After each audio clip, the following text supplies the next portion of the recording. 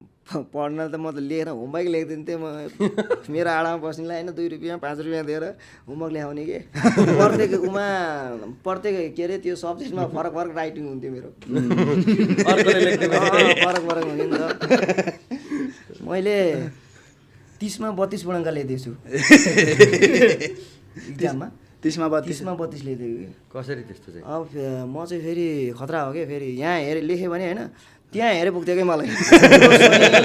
हामीले नि कपी होइन ऊ फर्स्ट भयो भने म सेकेन्ड हो होइन ऊ फेल भयो म फेल हो त्यस्तो हान्थ्यो नि होइन मलाई त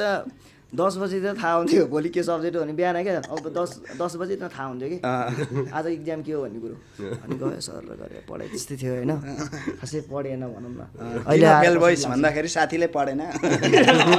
अनि नागरिक नैतिक भन्ने थियो त्यतिखेर त्यो खारेज पनि गर्यो त्यो काम नैतिक शिक्षा 30 पूर्णाङ्कको थियो 35 आएछ कि कसरी आएछ भन्दाखेरि मैले पहिला जानेको गरेँ त्यसपछि भाद्राङ बुद्रुङ अरू नजानेको गरेँ होइन फेरि त्यही जानेको रिपिट गरिदिएँ फेरि जानु नजाने त्यहाँ अब त्यहाँ त मार्क्स त दिँदै जानु भयो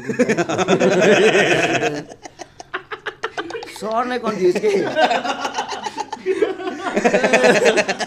30 कति रह्यो होइन अब फलाना क्वेसनको एन्सर यतिमा ख